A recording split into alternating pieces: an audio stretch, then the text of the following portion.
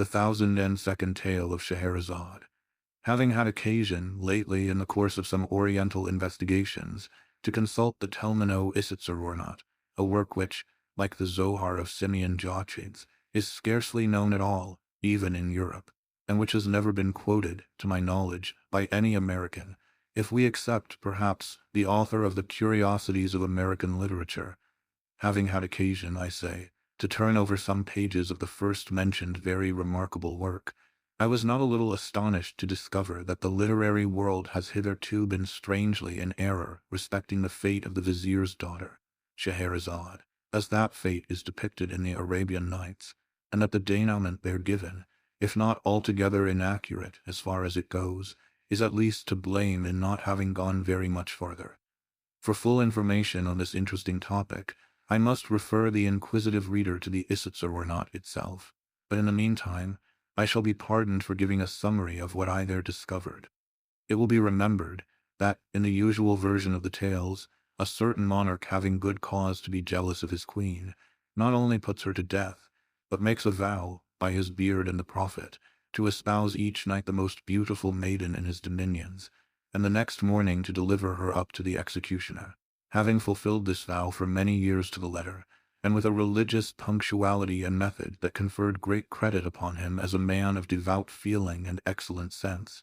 he was interrupted one afternoon, no doubt at his prayers, by a visit from his grand vizier, to whose daughter, it appears, there had occurred an idea. Her name was Scheherazade, and her idea was that she would either redeem the land from the depopulating tax upon its beauty, or perish, after the approved fashion of all heroines, in the attempt. Accordingly, and although we do not find it to be leap year, which makes the sacrifice more meritorious, she deputes her father, the Grand Vizier, to make an offer to the king of her hand. This hand the king eagerly accepts. He had intended to take it at all events, and had put off the matter from day to day, only through fear of the vizier. But, in accepting it now, he gives all parties very distinctly to understand that, Grand Vizier or no Grand Vizier, he has not the slightest design of giving up one iota of his vow or of his privileges. When, therefore, the fair Scheherazade insisted upon marrying the king, and did actually marry him despite her father's excellent advice not to do anything of the kind, when she would and did marry him, I say, it was with her beautiful black eyes as thoroughly open as the nature of the case would allow. It seems, however, that this politic damsel, who had been reading Machiavelli, beyond doubt, had a very ingenious little plot in her mind. On the night of the wedding, she contrived, upon I forget what specious pretense, to have her sister occupy a couch sufficiently near that of the royal pair to admit of easy conversation from bed to bed, and a little before cock-crowing, she took care to awaken the good monarch, her husband, who bore her none the worse will, because he intended to wring her neck on the morrows. She managed to awaken him, I say, although on account of a capital conscience and an easy digestion, he slept well by the profound interest of a story, about a rat and a black cat, I think, which she was narrating all in an undertone, of course, to her sister. When the day broke, it so happened that this history was not altogether finished, and that Scheherazade, in the nature of things, could not finish it just then, since it was high time for her to get up and be bowstrung,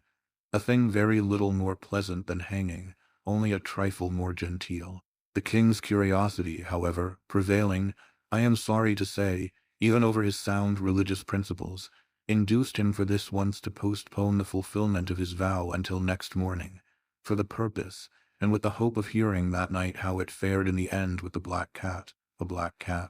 I think it was, and the rat. The night having arrived, however, the Lady Scheherazade not only put the finishing stroke to the black cat, and the rat was blue, but before she well knew what she was about, found herself deep in the intricacies of a narration, having reference, if I am not altogether mistaken, to a pink horse, with green wings that went in a violent manner by clockwork, and was wound up with an indigo key. With this history the king was even more profoundly interested than with the other, and, as the day broke before its conclusion, notwithstanding all the queen's endeavors to get through with it in time for the bowstringing, there was again no resource but to postpone that ceremony as before, for 24 hours. The next night there happened a similar accident with a similar result,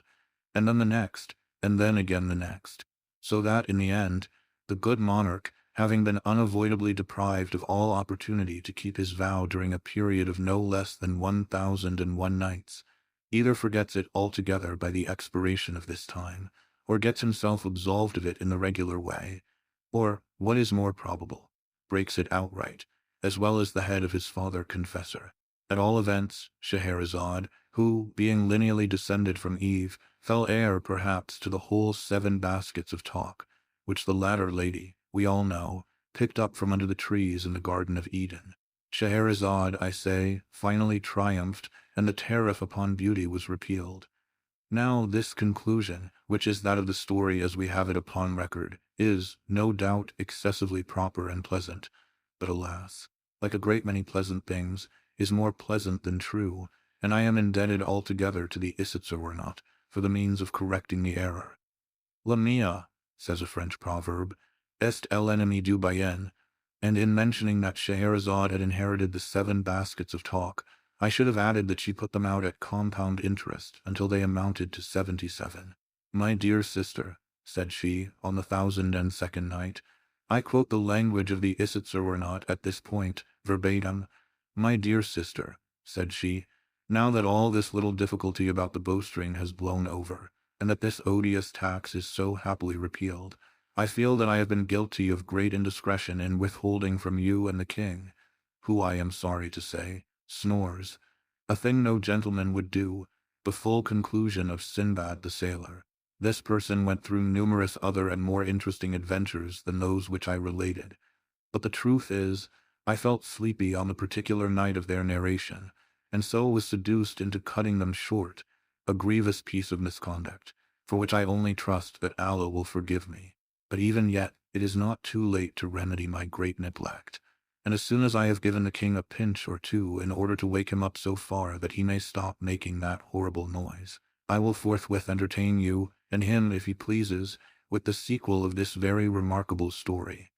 Hereupon the sister of Scheherazade, as I have it from the Isitsöornot, expressed no very particular intensity of gratification, but the king, having been sufficiently pinched, at length ceased snoring, and finally said, "Hum," and then "Who?"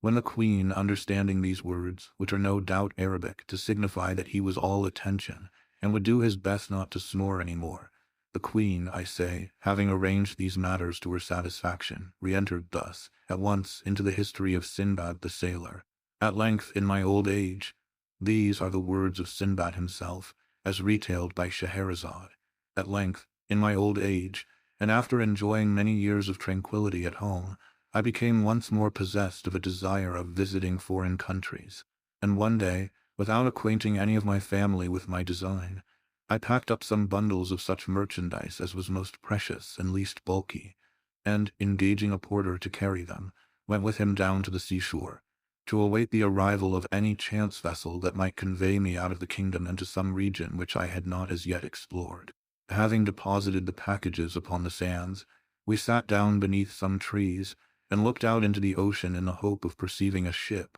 but during several hours we saw none whatever. At length I fancied that I could hear a singular buzzing or humming sound, and the porter, after listening a while, declared that he also could distinguish it. Presently it grew louder, and then still louder, so that we could have no doubt that the object which caused it was approaching us. At length, on the edge of the horizon, we discovered a black speck, which rapidly increased in size until we made it out to be a vast monster, swimming with a great part of its body above the surface of the sea. It came toward us with inconceivable swiftness, throwing up huge waves of foam around its breast, and illuminating all that part of the sea through which it passed, with a long line of fire that extended far off into the distance. As the thing drew near, we saw it very distinctly. Its length was equal to that of 3 of the loftiest trees that grow, and it was as wide as the great hall of audience in your palace, O most sublime and munificent of the caliphs. Its body, which was unlike that of ordinary fishes, was as solid as a rock, and of a jetty blackness throughout all that portion of it which floated above the water, with the exception of a narrow blood-red streak that completely begirdled it. The belly, which floated beneath the surface, and of which we could get only a glimpse now, and then, as the monster rose and fell with the billows, was entirely covered with metallic scales, of a color like that of the moon in misty weather. The back was flat and nearly white, and from it there extended upwards of 6 spines, about half the length of the whole body. This horrible creature had no mouth that we could perceive, but as if to make up for this deficiency, it was provided with at least 80 of eyes, that protruded from their sockets like those of the green dragonfly, and were arranged all around the body in 2 rows, one above the other, and parallel to the blood-red streak, which seemed to answer the purpose of an eyebrow. 2 or 3 of these dreadful eyes were much larger than the others, and had the appearance of solid gold. Although this beast approached us, as I have before said, with the greatest rapidity, it must have been moved altogether by necromancy, for it had neither fins like a fish, nor web feet like a duck, nor wings like the seashell which is blown along in the manner of a vessel, nor yet did it writhe itself forward as do the eels. Its head and its tail were shaped precisely alike, only, not far from the latter, were 2 small holes that served for nostrils, and through which the monster puffed out its thick breath with prodigious violence, and with a shrieking, disagreeable noise. Our terror at beholding this hideous thing was very great, but it was even surpassed by our astonishment, when upon getting a nearer look, we perceived upon the creature's back a vast number of animals about the size and shape of men, and altogether much resembling them, except that they wore no garments, as men do, being supplied, by nature, no doubt, with an ugly, uncomfortable covering, a good deal like cloth, but fitting so tight to the skin, as to render the poor wretches laughably awkward, and put them apparently to severe pain. On the very tips of their heads were certain square-looking boxes, which, at first sight, I thought might have been intended to answer as turbans, but I soon discovered that they were excessively heavy and solid, and I therefore concluded they were contrivances designed, by their great weight, to keep the heads of the animals steady and safe upon their shoulders. Around the necks of the creatures were fastened black collars, badges of servitude, no doubt, such as we keep on our dogs, only much wider and infinitely stiffer, so that it was quite impossible for these poor victims to move their heads in any direction without moving the body at the same time, and thus they were doomed to perpetual contemplation of their noses, a view puggish and snubby in a wonderful, if not positively in an awful degree. When the monster had nearly reached the shore where we stood, it suddenly pushed out one of its eyes to a great extent, and emitted from it a terrible flash of fire, accompanied by a dense cloud of smoke, and a noise that I can compare to nothing but thunder. As the smoke cleared away, we saw one of the odd-man animals standing near the head of the large beast with a trumpet in his hand, through which, putting it to his mouth, he presently addressed us in loud, harsh, and disagreeable accents, that perhaps we should have mistaken for language, had they not come altogether through the nose. Being thus evidently spoken to, I was at a loss how to reply, as I could in no manner understand what was said, and in this difficulty I turned to the porter, who was near swooning through affright, and demanded of him his opinion as to what species of monster it was, what it wanted, and what kind of creatures those were that so swarmed upon its back. To this the porter replied, as well as he could for trepidation, that he had once before heard of this sea beast, that it was a cruel demon, with bowels of sulphur and blood of fire, created by evil genii as the means of inflicting misery upon mankind, that the things upon its back were vermin, such as sometimes infest cats and dogs, only a little larger and more savage, and that these vermin had their uses, however evil, for, through the torture they caused the beast by their nibbling and stingings, it was goaded into that degree of wrath which was requisite to make it roar and commit ill, and so fulfill the vengeful and malicious designs of the wicked genii. This account determined me to take to my heels, and without once even looking behind me, I ran at full speed up into the hills, while the porter ran equally fast, although nearly in an opposite direction, so that, by these means, he finally made his escape with my bundles, of which I have no doubt he took excellent care, although this is a point I cannot determine, as I do not remember that I ever beheld him again. For myself, I was so hotly pursued by a swarm of the men vermin, who had come to the shore in boats, that I was very soon overtaken, bound hand and foot, and conveyed to the beast, which immediately swam out again into the middle of the sea. I now bitterly repented my folly in quitting a comfortable home to peril my life in such adventures as this. But regret being useless, I made the best of my condition, and exerted myself to secure the good will of the man-animal that owned the trumpet, and who appeared to exercise authority over his fellows. I succeeded so well in this endeavor that, in a few days, the creature bestowed upon me various tokens of his favor, and in the end even went to the trouble of teaching me the rudiments of what it was vain enough to denominate its language, so that at length I was enabled to converse with it readily, and came to make it comprehend the ardent desire I had of seeing the world.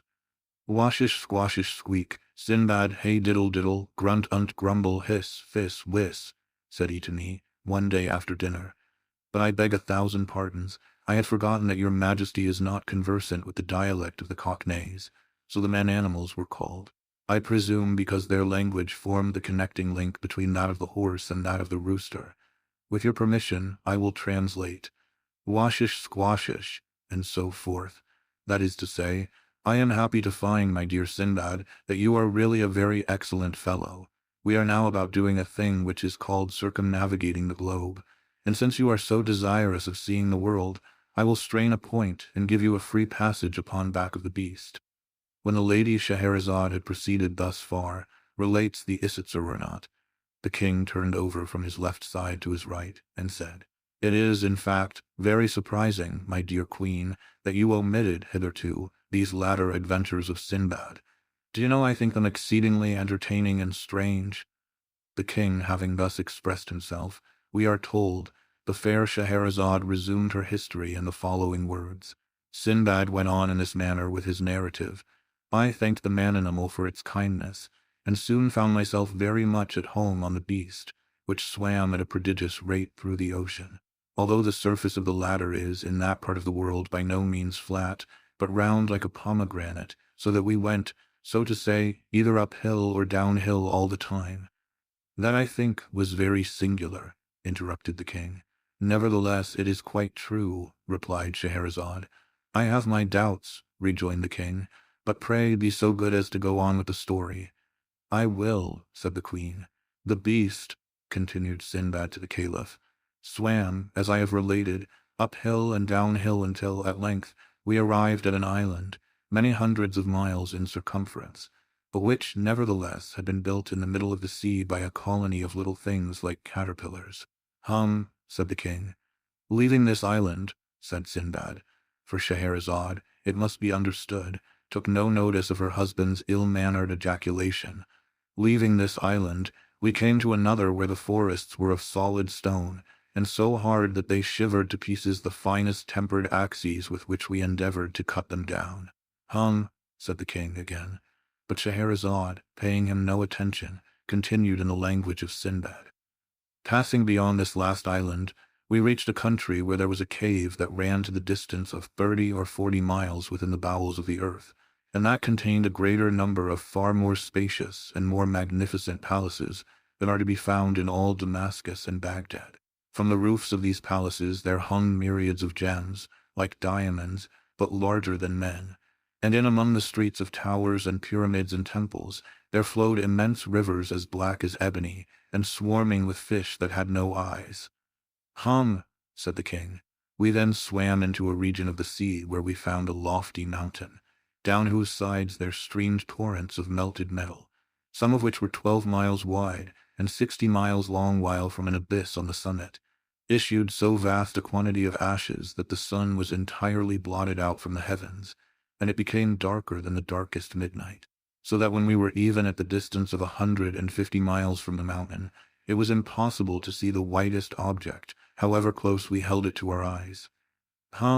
Said the king. After quitting this coast, the beast continued his voyage until we met with a land in which the nature of things seemed reversed, for we here saw a great lake, at the bottom of which, more than 100 feet beneath the surface of the water, there flourished in full leaf a forest of tall and luxuriant trees. Who, said the king, some 100 miles farther on brought us to a climate where the atmosphere was so dense as to sustain iron or steel, just as our own does feather. Fiddle-de-dee, said the king. Proceeding still in the same direction, we presently arrived at the most magnificent region in the whole world. Through it there meandered a glorious river for several thousands of miles. This river was of unspeakable depth, and of a transparency richer than that of amber. It was from 3 to 6 miles in width, and its banks, which arose on either side to 1,200 feet in perpendicular height, were crowned with ever-blossoming trees and perpetual sweet-scented flowers that made the whole territory one gorgeous garden. But the name of this luxuriant land was the Kingdom of Horror, and to enter it was inevitable death. "Humph," said the king. "We left this kingdom in great haste, and after some days came to another, where we were astonished to perceive myriads of monstrous animals with horns resembling scythes upon their heads. These hideous beasts dig for themselves vast caverns in the soil, of a funnel shape, and line the sides of them with rocks, so disposed one upon the other that they fall instantly, when trodden upon by other animals, thus precipitating them into the monsters' dens, where their blood is immediately sucked, and their carcasses afterwards hurled contemptuously out to an immense distance from the caverns of death." "Pooh," said the king. Continuing our progress, we perceived a district with vegetables that grew not upon any soil, but in the air. There were others that sprang from the substance of other vegetables, others that derived their substance from the bodies of living animals.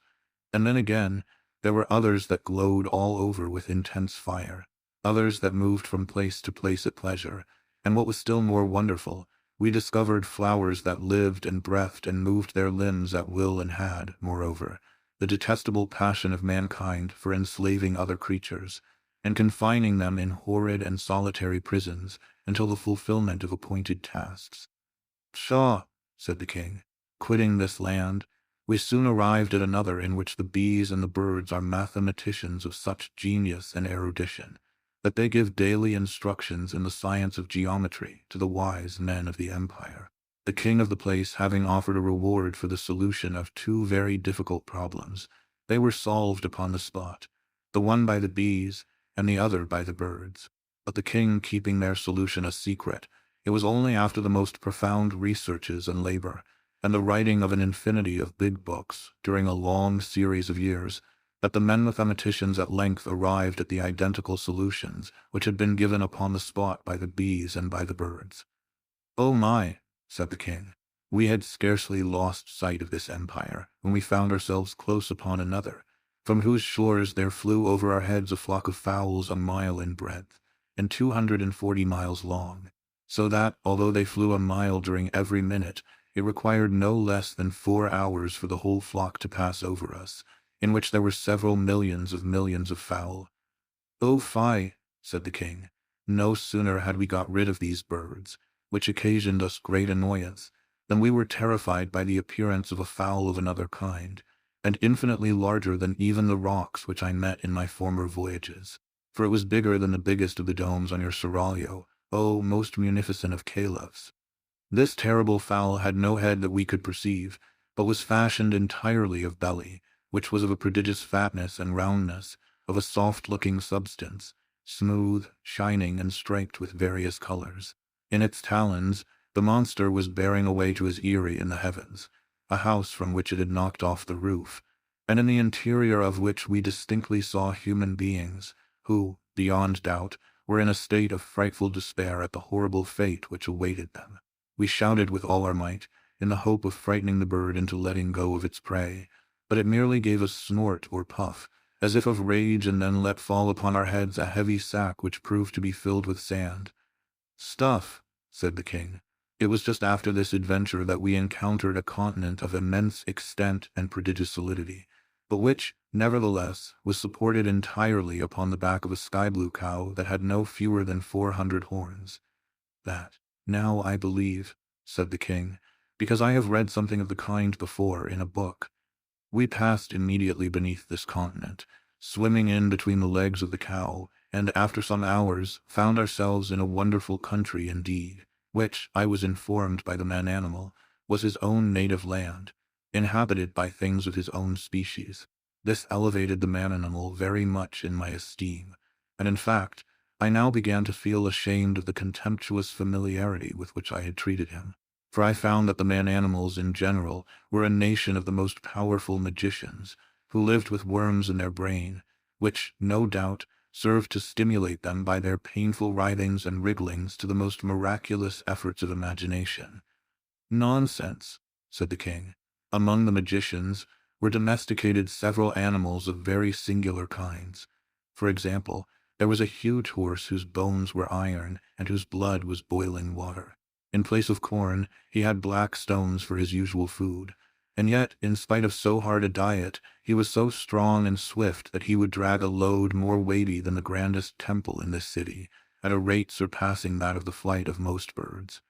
"Twaddle," said the king, "I saw also among these people a hen without feathers, but bigger than a camel. Instead of flesh and bone she had iron and brick. Her blood, like that of the horse, to whom, in fact, she was nearly related, was boiling water, and like him she ate nothing but wood or black stones. This hen brought forth very frequently 100 chickens in the day, and after birth they took up their residence for several weeks within the stomach of their mother." "Foul Lal," said the king, "one of this nation of mighty conjurers created a man out of brass and wood and leather, and endowed him with such ingenuity that he would have beaten at chess all the race of mankind, with the exception of the great Caliph, Harun al-Rashid. Another of these magi constructed, of like material, a creature that put to shame even the genius of him who made it. For so great were its reasoning powers that, in a second, it performed calculations of so vast an extent that they would have required the united labor of 50,000 fleshy men for a year. But a still more wonderful conjurer fashioned for himself a mighty thing that was neither man nor beast, but which had brains of lead, intermixed with a black matter like pitch, and fingers that it employed with such incredible speed and dexterity that it would have had no trouble in writing out 20,000 copies of the Quran in an hour,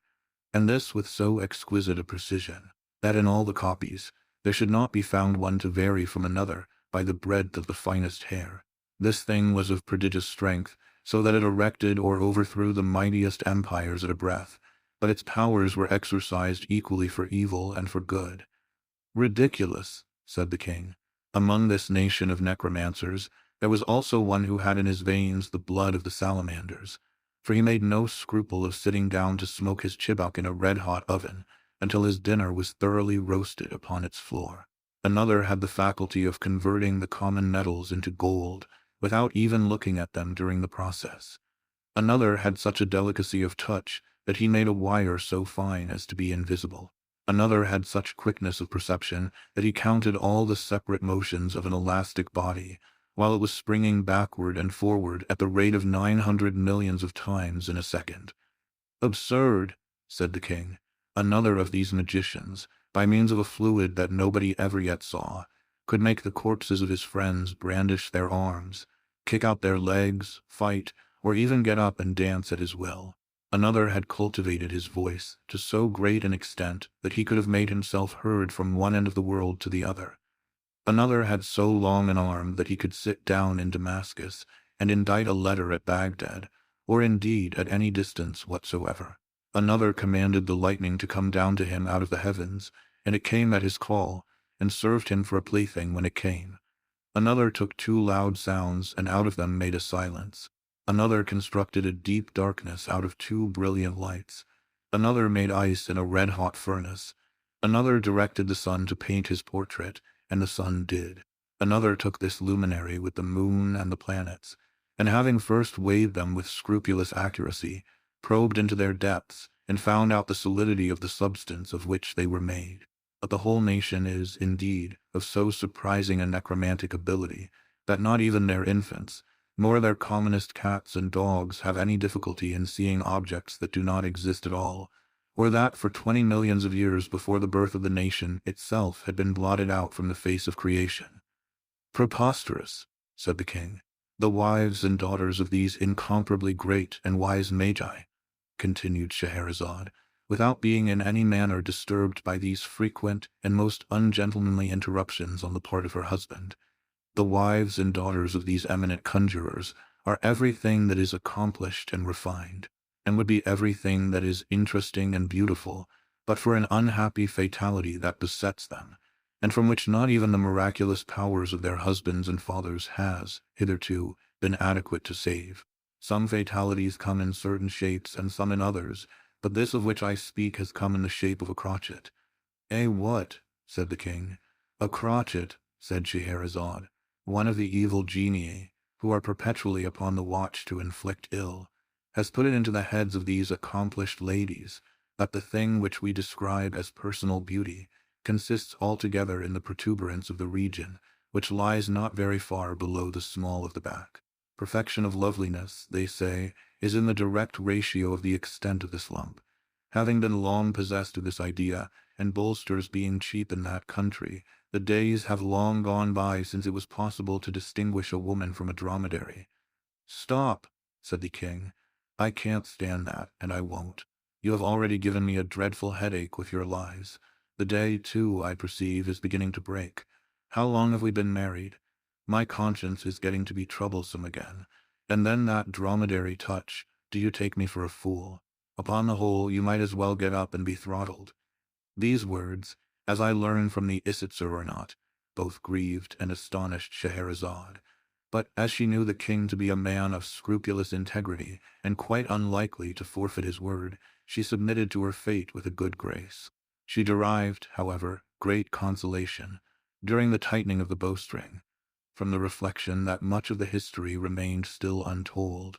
and that the petulance of her brute of a husband had reaped for him a most righteous reward, in depriving him of many inconceivable adventures.